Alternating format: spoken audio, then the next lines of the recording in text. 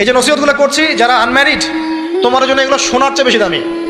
কারণ এই ডিসিশনটা এত এত গুরুত্বপূর্ণ যে জীবনে যদি এটাতে ভুল করে ফেলেন কখনো, সারাটা জীবন আপনাকে এই বোঝাটা দাও যে আমরা এখন কি কি কাজ করলে কিভাবে স্টার্ট করব আর কিভাবে আমরা এটাকে সলভ করতে পারি।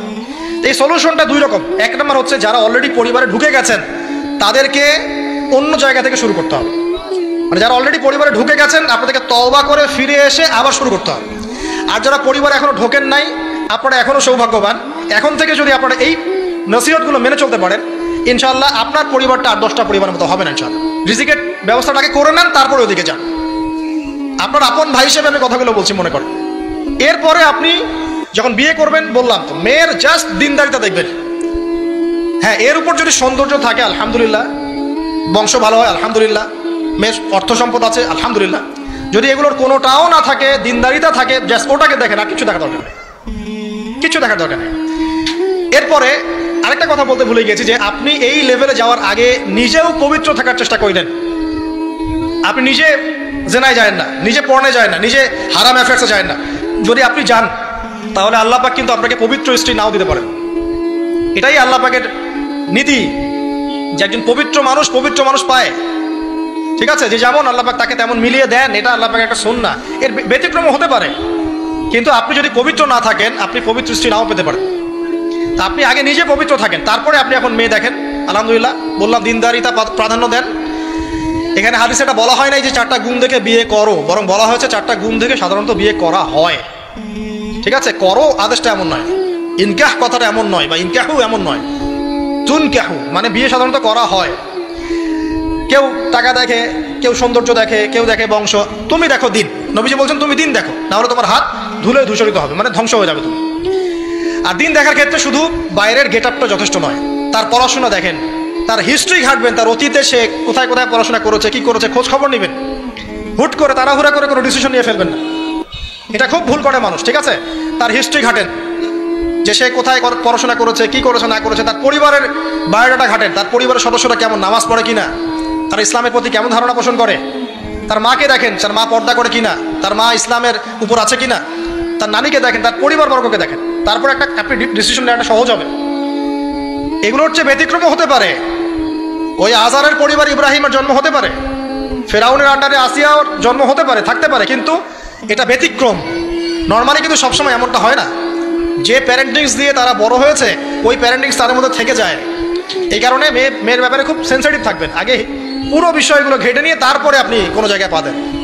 তারও আগে ইস্তেখারা করবেন আল্লাহর কাছে, যে আল্লাহ আমি তোমার কাছে ইস্তেখারা করছি, আমি জানি না যে কোনটা আমার জন্য ভালো হবে কোনটা খারাপ। আল্লাহ এটা যদি আমার জন্য ভালো হয় সহজ করে দাও, যদি খারাপ হয় আল্লাহ দূর করে দাও। নিজের উপর চাপ নিয়েন না। তারপরে যদি দেখেন আলহামদুলিল্লাহ দিনদার, আর ডানে বামে দেখার দরকার নেই। যদি আপনি আপনার মনের মতো দিনদার পবিত্র একজন মেয়ে পেয়ে যান, আর যদি সে সুন্দরীও হয় মাশাআল্লাহ, আর ভালো বংশের হয়, তাহলে সারাটা জীবন তাকে নিয়ে কাটিয়ে দেন, সারাটা জীবন তাকে নিয়ে কাটিয়ে দেন, আপনি হ্যাপি হবেন ইনশাআল্লাহ। ডানে বামে দেখার আর দরকার নাই। যদিও একাধিক বিয়ের অনুমতি আছে, কোরআন সুন্নাহয় সব কিছুই আছে, কিন্তু এখন বাস্তবতাটাও বুঝতে হবে। কীরকম? কোরআন সুন্নাহয় এমন অনেক কিছুই আছে যেটা বাস্তবে ইমপ্লিমেন্ট করাটা এতটাও সহজ না। যখন যারা করতে চায় তাদেরকে অনেক অনেক হ্যাসেল পোহাতে হয়।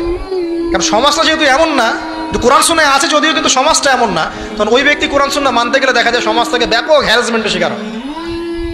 যদিও এটা তার দোষ না, এটা আল্লাহ পাক তাকে হয় পরীক্ষা করছেন, অথবা এই ওসিলায় তার গুনাহ মাফ করবেন।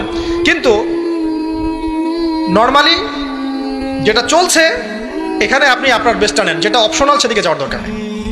এটা আমার নসিহত। কারণ সবার ওই শক্তি সামর্থ্য থাকে না যে সব কিছু সুন্দর মতো টাইটলি হ্যান্ডেল করতে পারবে।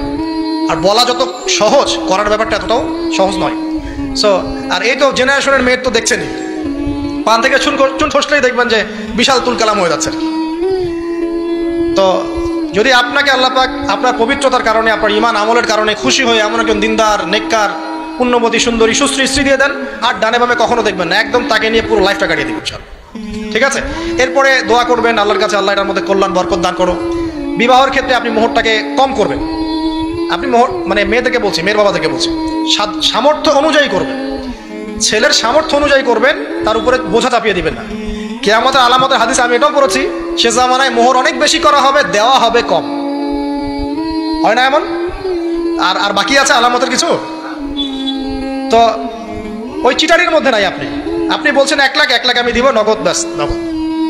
বলছেন 5 লাখ দেওয়ার সামর্থ্য আছে আমার, 5 লাখ দিব, যে নগদ শেষ, পরে মাফ নিয়ে নিব, এইসব বার্গেনিং আপনি নাই। আর এখনকার বিবাহগুলো দেখলে মনে হয় যে মেয়ের বাবা ছেলেকে বিক্রি করছে আর ছেলের বাবা মেয়ে কিনছে।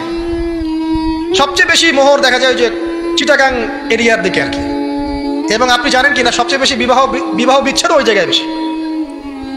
বাংলাদেশে বিবাহ বিচ্ছেদ দেখা যায় যে প্রতি 24 ঘন্টায় দেখা যায় 28টা বা 29টা বাংলাদেশে।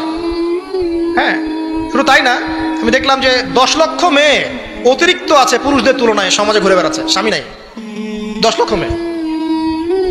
এবং এই ডিভোর্স দেওয়ার ক্ষেত্রে দেখা গেছে যে মেয়েদের প্রবণতা বেশি। 70% মেয়ে ডিভোর্স দিয়েছে, ছেলে দেয় নাই, 30% ছেলে। তাহলে মেয়েদের সাইকোলজি চিন্তা করেন। ও মনে করছে আমি তো এখন শিক্ষিত হয়ে গেছি, তোমাকে আমার দরকার নাই, আমি চাকরি করে খাবো। খুব বেশি শিক্ষিত দরকার নাই আপনার, দিনই শিক্ষা আছে কিনা ওটা দেখবেন। ফ্যামিলিস্ট মেয়েদেরকে নেওয়ার দরকার নাই, আপনি নেবেন ইসলামিক অনুশাসনে চলে এমন মেয়ে। এরপর যখন পরিবার স্টার্ট হবে, আল্লাহর কাছে বরকত চাবেন, বিয়েটা সহজ করে নেবেন। যে বিয়েতে খরচ যত কম, সে বিয়েতে আল্লাহর বরকত তত বেশি। হাদিস। অলিমা হবে, মাশাআল্লাহ, আপনার বিবাহিত জীবন মোবারক হোক, দোয়া করি। এরপরে দেখবেন উভয়ের মাঝখানে আল্লাহ পাক আপনাদের মাঝখানে ভালোবাসা ঢালবেন ইনশাআল্লাহ। সূরা রুমের মধ্যে আল্লাহ পাক বলেছেন, ওয়াজআলা বাইনাকুম মাওয়াদ্দাতাও ওয়া রাহমা। আমি আল্লাহ স্বামী স্ত্রীর মাঝখানে ভালোবাসার ভ্রাতৃত্ব ঢেলে দিয়েছি। এটা আল্লাহ পাকের একটা আয়াত, নিদর্শন। এই ঢেলে দেওয়া মানে কিন্তু আবার সেই ঢেলে দেওয়া নয়। কথা কি বুঝতে পারছেন?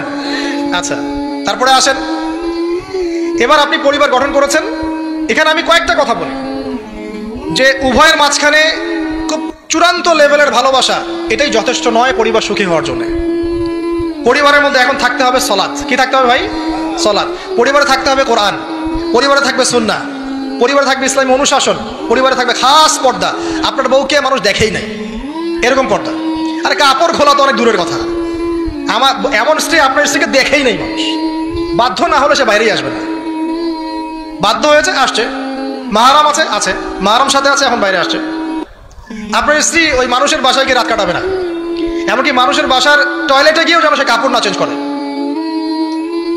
কারো বাসায় গিয়ে স্ত্রীকে রেখে দিয়ে আসবেন না, যে অপরিচিত কারো বাসায় স্ত্রীকে রেখে আপনি কোনো কাজে গেছেন, যাবেন না, এটা করবেন। আপনার কাছে মনে করেন একটা কোহিনূর হীরা আছে, মনে করেন, যেটার মূল্য ধরেন যে লক্ষ কোটি ডলার। এটা আপনি কি যত্রতত্র ইউজ করবেন, নাকি আপনি খুব যত্ন করে আপনার ভিতরে আগলে রাখবেন? কোনটা? ইসলাম এভাবে নারীকে সম্মানিত করেছে যে তারা আমাদের কাছে এত বেশি প্রেশিয়াস যে আমরা এভাবে যত্ন করে ওদেরকে ঢেকে রাখি। কথা কি বুঝতে পারছেন? আর তোমাদের কাছে মেয়েদের দাম নাই, তোমরা ল্যাংটা হয়ে করো, তোমাদের কে বাধা দিয়েছে? ঘুরছেও তো তাই। আর নগ্নতা বলতে আপনি কি মনে করছেন? খালি কি বিকিনি সংস্কৃতি নগ্নতা? নিসাউন কাসিয়াতুন আরিয়াও তো নগ্নতা, যে নারী পোশাক পরেও নগ্ন হয়ে আছে, এটাও তো নগ্নতা। আর নবীজি বলেছেন যে আরবদের ধ্বংস, লা ইলাহা ইল্লাল্লাহ, আল্লাহ ছাড়া কোনো ইলাহ নাই। কি ভয়ঙ্কর আযাব আসছে। তার স্ত্রী যায়নাব বিনতে জাহাশ তিনি বলছেন, ইয়া রাসূলুল্লাহ আনুহলিক ওয়া ফিনা সালিহিন, আমাদের মধ্যে সালেহ সৎ মানুষ থাকা সত্ত্বেও কি আমরা ধ্বংস হয়ে যাব? নবীজি বলছেন, নাম, হ্যাঁ। ইযা কাসরাতুল খাবাস, যখন অশ্লীলতা, বেহায়াপনা, নগ্নতা ছড়িয়ে পড়বে, তখন ভালো মন্দ সব ধুয়ে ধ্বংস হয়ে যাবে। এই কারণে নিজে খুব ভালো আছি, ওরা খারাপ, ওদেরকে কিছু বলার দরকার নাই বলে ভালো হয়ে থাকার সুযোগ নাই। ওগুলো যত ছড়াবে, ভালো আলেম জালেম সব ধ্বংস হয়ে যাবে। আল্লাহ বোঝার তৌফিক দান করুন। এবার আপনি আপনার স্ত্রীর সাথে এভাবে হৃদয়তা মহব্বতের সম্পর্ক রাখবেন আল্লাহর জন্যে। পরিবারের সবার পিছনে আপনি খরচ করবেন, তাদের হক দিবেন। কার জন্যে? পরিবার বর্গের কারো কাছে কিছু পাওয়ার আশায় না। এই ফিলোসফিটা বোঝেন। পরিবারের কারো কাছে থ্যাঙ্কস পাওয়ার আশায়ও না। আপনি আল্লাহর সন্তুষ্টির জন্য ওদের পিছনে খরচ করবেন, ওদেরকে ভালোবাসবেন, ওদের হক আদায় করবেন। কার জন্যে? আল্লাহর জন্য। এবং এর জন্য আপনি নেকি পাবেন ইনশাআল্লাহ। আর যদি আপনি তাদের কাছে কিছু আশা করতে যান, মনে মনে বেশি এক্সপেকটেশন রাখেন, তখন আপনি কি হবেন জানেন? আপনি পদে পদে কষ্ট পাবেন, পদে পদে কষ্ট পাবেন। দেখে নিয়ে শুধু আল্লাহর হয়ে যান, মানে আল্লাহই আপনার আপন, আল্লাহ ছাড়া আপনি কাউরে চেনেন না। আল্লাহ পাক বলেছেন এগুলো করতে, আমি করি। আল্লাহ পাক ভালোবাসা দিয়েছেন সন্তানের প্রতি, স্ত্রীর প্রতি, বাসি। কিন্তু এটা এত অধিক মাত্রায় নয় যে তার কারণে আল্লাহকে ছেড়ে দিব। বা স্ত্রী সন্তান যদি আল্লাহর পথে চলার ক্ষেত্রে বাধা দেয়, আল্লাহকে ছাড়তে পারবো না, প্রয়োজন ওদেরকে ছাড়তে পারবো, এরকম থাকবে বিষয়টা। ঠিক আছে? আরেকটা কথা বলি, শুধু ভালোবাসাই আদর্শ দাম্পত্যের জন্য যথেষ্ট নয়। এখানে প্রয়োজন হচ্ছে একে অপরের প্রতি সম্মানবোধ থাকতে হবে, একে অপরের প্রতি বিশ্বাস থাকতে হবে। বিশ্বাস না থাকলে ওই পরিবারে শান্তি থাকে না। আপনি অনেক বড় আলেম, কিন্তু যদি আপনার স্ত্রী আপনাকে বিশ্বাস না করে, আপনি শান্তি পাবেন না। আপনি জানছেন আপনি ইনোসেন্ট, আপনি অনেস্ট, কিন্তু আপনার পরিবারের সদস্য, আপনার স্ত্রী আপনাকে বিশ্বাস করছে না, তখন আপনি পরিবারে সুখ পাবেন না। বিশ্বাস খুব ইম্পর্টেন্ট। আমি তো বলি যে ভালোবাসার চেয়ে বিশ্বাস বেশি ইম্পর্টেন্ট। কারণ আগে ইমান না আগে আমল? কোনটা আগে? ইমান মানে কি? বিশ্বাস না? আগে বিশ্বাস, তারপরে না আমল? ভালোবাসা একটা আমল, আর বিশ্বাসটা কি? ইমান। আমার প্রতি যদি আপনার ইমান না থাকে, তাহলে আপনি আমাকে ভালোবাসবেন কিভাবে? বিশ্বাস থাকতে হবে, স্বামীর প্রতি স্ত্রী, স্ত্রী প্রতি স্বামী। এবং এখানে পুরুষদেরকে সহনশীল হতে হবে, কারণ আপনার স্ত্রী সারা জীবনে আপনাকে প্রচুর পেইন দিতে পারে, এবং এটা মেয়েদের ফিতরত। এখানে সবরের জাজল্যমান দৃষ্টান্ত স্থাপন করতে হবে, নসিহত করতে থাকতে হবে ততদিন পর্যন্ত যখন আপনি দেখছেন যে হ্যাঁ এগুলোতে কাজ হচ্ছে। যদি করতে করতে করতে করতে কাজ না হয়, দেখা যায় এই ফিতনায় জর্জরিত থেকে আপনার দিনের পথে চলাটা ব্যাহত হচ্ছে, তখন আপনার উচিত হবে আসহাবুল কাহাফের মতো চিন্তা করা। ইশারা দিলাম, যথেষ্ট। পরিবারে পর্দা থাকবে, সন্তান হবে, এখন আলহামদুলিল্লাহ সন্তানদেরকে প্রতিপালন করবেন ওই যে মা হাজেরা তার মতো, ওই যে আপনার কি বলবো রাসূলুল্লাহ সাল্লাল্লাহু আলাইহি ওয়াসাল্লামের সাহাবায়ে কেরাম তাদের মতো করে।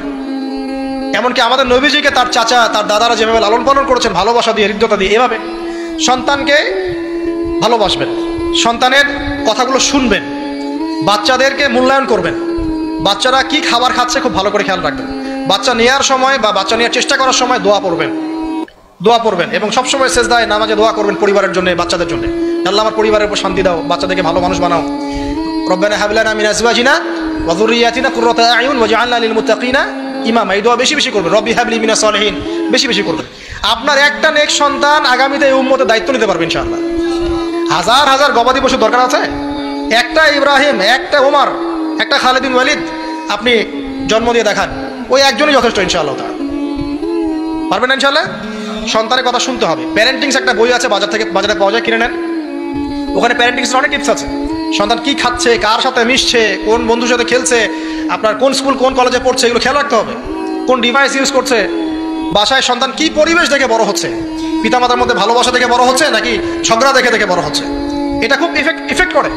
সবচেয়ে বড় কথা, সন্তানকে পিছন থেকে আপনাকে বুঝতে পড়তে হবে। আপনার সন্তানকে আল্লাহ পাক নির্দিষ্ট একটা প্রতিভা দিয়ে পাঠাবেন, হয় সে ভালো লিখতে পারবে, না হলে ভালো বলবে, না হলে ভালো খেলবে, না হলে কিছু একটা ভালো চিন্তা করবে, ভালো আর্ট করবে।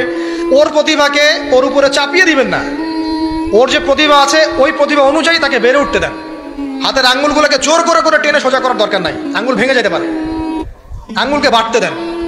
ওকে আল্লাহ পাক একটা রং দিয়েছে, একটা প্রতিভা দিয়েছে, ওকে বিকশিত হতে দেন। ওর গন্ধটা আমরা যেন পাই, ওর গন্ধ পরিস্ফুটিত হতে দেন।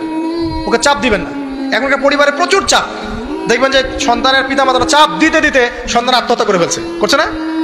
রেজাল্ট খারাপ হলো, কি চাপ, কি করলি সারা জীবনে, এসএসসিতে এ প্লাস পাইতে পারলি না, বেচারা গলা লটকাইতে মরে গেল। কি হয়েছে? এসএসসিতে রেজাল্ট খারাপ হয়েছে তো কি হয়েছে? জীবনে এটাই সব কিছু? একটা না হয় দুর্ঘটনা ঘটে গেছে জীবনে, তাকে জীবন নষ্ট হয়ে গেছে নাকি? পিতামাতার চাপের কারণে, এই যে চাকরি পাইস না, সারা জীবন ধরে খাওয়াইলাম পড়াইলাম, চাকরি করতে পারিস না, আমাদেরকে দেখতে পারিস না, চাপ দিতে দিতে বেচারা এখন মাদকের দিকে। পরিবারের চাপ নিতে পারে না, ওই যে মাদকের কাছে গিয়ে শান্তি খুঁজতেছে, তারপর ওই যে পতিতালয়ে গিয়ে শান্তি খুঁজতেছে, ওই গার্লফ্রেন্ডের কাছে শান্তি খুঁজতেছে। তো পরিবার থেকে চাপের এই সংস্কৃতি বন্ধ করতে হবে। পরিবারের সন্তানদেরও পিতামাতাকে চাপ দেওয়া উচিত নয়, পিতামাতার উচিত নয় সন্তানকে চাপ দেওয়া, বরং তার প্রতিভাটাকে ফাইন্ড আউট করে আপনি বিচক্ষণ বাবা হিসেবে আপনি দেখবেন যে তার প্রতিভা কোন দিকে আছে, সেদিকে আপনি তাকে নিয়ে যাবেন। আর যদি আপনি আল্লাহওয়ালা হন, দেখবেন ইনশাআল্লাহ তার প্রতিভা ইসলামের দিকেই থাকবে ইনশাআল্লাহ। ইমাম বুখারীর মায়ের কথা শোনেন নাই? তার মা সারাদিন কান্নাকাটি করে দোয়া করতো, আল্লাহ আমার ছেলেটাকে দিনের জন্য কবুল করো, আমার ছেলেটাকে দিনের জন্য কবুল করো। তার চোখের সমস্যা ছিল, তিনি চোখে ভালো করে দেখতে পারতেন না। মায়ের দোয়ার বদৌলতে আল্লাহ পাক তার চোখের সমস্যা দূর করে দিয়েছেন। এখন ইমাম বুখারী রাহিমাহুল্লাহর কিতাব সবাই পড়ছে না? একজন মায়ের তাড়না দেখেন, মা সন্তানের জন্য দোয়া করবে, আল্লাহ আমার সন্তানটাকে দিনের জন্য কবুল করো। বাবা দোয়া করবে, আল্লাহ আমার বাচ্চাটাকে দিনের জন্য কবুল করো।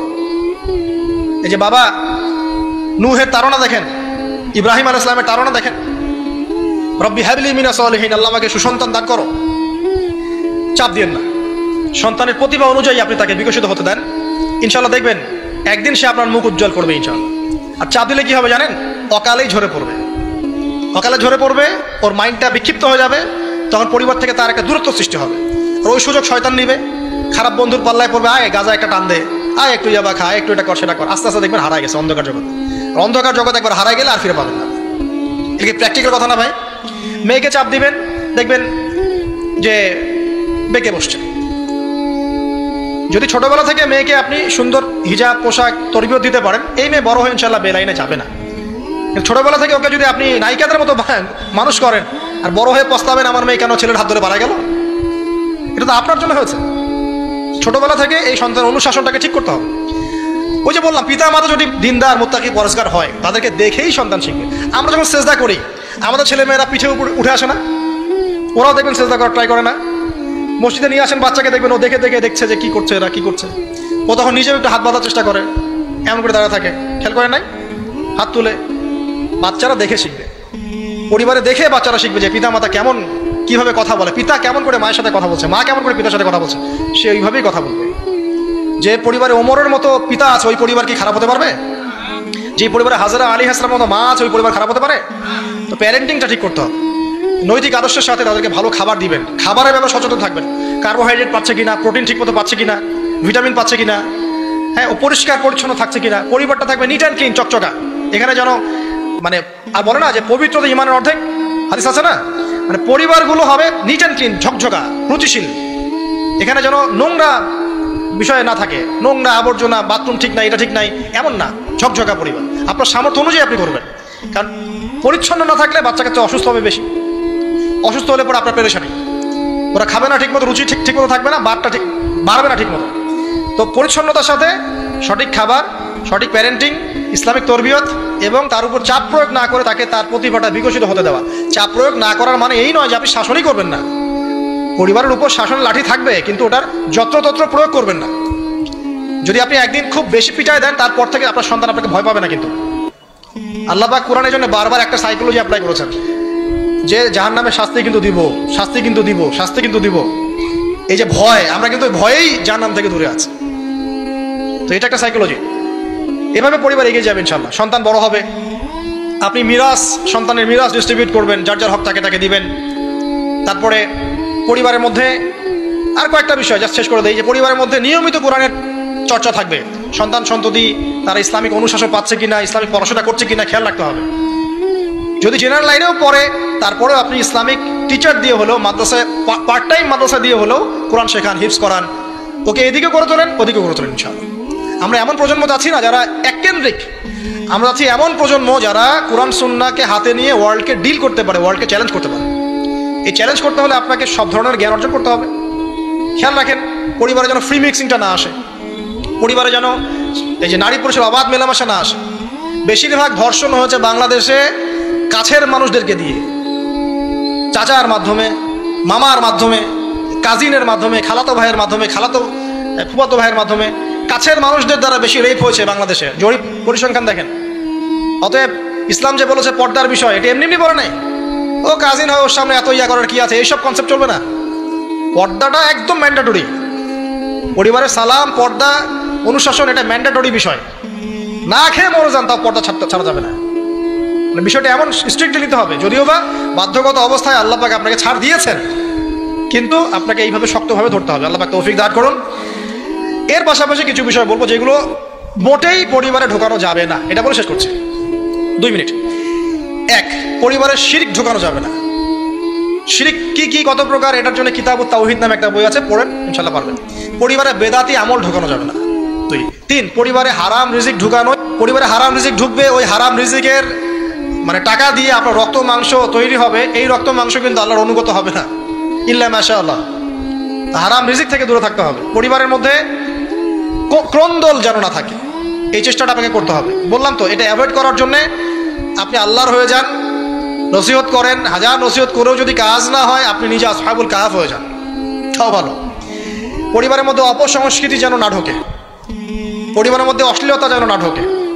পরিবারে এখনকার চলমান যে ফিতনাগুলো চলছে, এই যে ডিভাইসের মাধ্যমে, গেমিংয়ের মাধ্যমে, এই যে আপনি বলেন পাবজি টাবজি, ফ্রি ফায়ার, হাবিজাবি, হ্যাঁ, ইন্টারনেট সেকশনের যে নগ্নতা, তারপরে অনলাইনে যে জুয়া ঢুকেছে, লুডু ঢুকেছে, কত কি ঢুকেছে, আমি আসলে এগুলো শুনেছি, আমি দেখিনি এগুলো কিছু, আমি যা শুনি এগুলো। তো এই যে বিষয়গুলো, সেগুলো আপনার পরিবারের নৈতিক মূল্যবোধটাকে নষ্ট করে ফেলবে। বিনোদন যদি পেতেই হয়, তাহলে বিনোদন, কায়িক বিনোদন নেন, পরিবারের সন্তানদেরকে বা আমাদের সদস্যদেরকে জিম করতে বলেন, খেলাধুলা করতে বলেন, ফুটবল খেলুক, ক্রিকেট খেলুক প্রয়োজনে।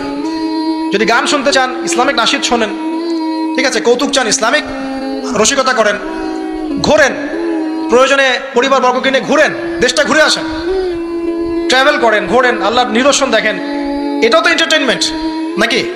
পরিবারকে সময় দেন, পরিবারকে সময় দিয়ে আপনি এই যে প্রাকৃতিক বিনোদনের দিকে চলে যান, ডিভাইস কেন্দ্রিক বিনোদনের দিকে যান না। নাহলে হবে কি, মাথাটা ওই ডিভাইস কেন্দ্রিক হয়ে যাবে, অস্থির, এবং এই মাথার মধ্যে আর কোরআন সুন্নাহর সঠিক জ্ঞানটা ঢুকবে না। তো এই কাজগুলো যদি আমরা না করি ইনশাআল্লাহ পরিবার ভালো হবে। আল্লাহ রাব্বুল আলামিন আমাদের সবাইকে আদর্শ ইসলামিক পরিবার গড়ে তোলার তৌফিক দান করুন, আমিন। আর তাদের কথা বলে শেষ করি যে যারা অলরেডি ঢুকে গেছি, এই সমস্যাগুলো ফেস করছি, এখন 1 নাম্বার কাজ ভাই, আগে তওবা করে আল্লাহর কাছে ফিরে আসতে হবে যে আল্লাহ আমি জীবনে যা ভুল করেছি, এখন থেকে আর ইনশাআল্লাহ আমরা এই আল্লাহ দ্রোহী কোনো কাজে যাব না। এই তওবা ইস্তেগফার করে আপনার স্ত্রীকে ঠান্ডা মাথায় বোঝানোর চেষ্টা করতে হবে যে দেখো আমরা তো এক পর্যায়ে পর্যন্ত চলেছি, জীবনটা তো অনেকদিন চলেই গেল, একসময় মরতে হবে। তো আমরা আল্লাহ এবং তার রাসূলের কথা শুনি, ফিরে আসি, অল্প অল্প করে শুরু করে নামাজটা পড়ো, তুমি একটু পর্দাটা করো। প্রথমে খাস পর্দা করছো না হয়তো, আপনি বলেন মাথায় কাপড়টা দাও অ্যাটলিস্ট, হ্যাঁ, বাইরে সবার সামনে যেও না, দিনকাল ভালো না, এখন মেয়েদের ইজ্জত সম্মানের ঝুঁকি হচ্ছে, এভাবে বোঝানোর চেষ্টা করে আস্তে আস্তে তওবা করে ফিরে আসলে পরে তখন আপনি নামাজটাকে বাড়ান, নফল আমল বাড়ান, দান সদকা বাড়ান, এবং বেশি থেকে বেশি আল্লাহর কাছে দোয়া করেন, আল্লাহ আমার পরিবারটাকে হেফাজত, আল্লাহ আমার পরিবারটাকে হেফাজত করুন বলতে থাকেন, এবং দিনই কাজে পরিবারকে ব্যস্ত রাখেন, এবং এরকম আদর্শ পরিবারগুলোর মধ্যে একটা কমিউনিটি গড়ার চেষ্টা করেন, অভ্যন্তরীণ যোগাযোগ রাখার চেষ্টা করেন। নাহলে একা একা তো চলা যাবে না। আপনি আদর্শ পরিবার গড়েছেন, পাশের বাড়ির লোকটা করে নাই, তখন সেখানে গিয়ে আপনার সন্তান শিখবে, সেখানে গিয়ে আপনার স্ত্রী শিখবে। তো দিনই পরিবারগুলোর মধ্যে একটা হৃদ্যতা, ভালোবাসা এবং নেটওয়ার্কিং তৈরি করেন। পাশাপাশি দিনই প্রতিষ্ঠান গড়ে তোলেন, প্রতিষ্ঠানের মাধ্যমে কিন্তু পরিবারের লোকজনের সাথে দেখা সাক্ষাৎ হবে, অনেকগুলো পরিবার সেখানে বাচ্চা কাচ্চা ভর্তি করা হবে, সেখানে দেখবেন একটা কমিউনিটি আপনি পাচ্ছেন।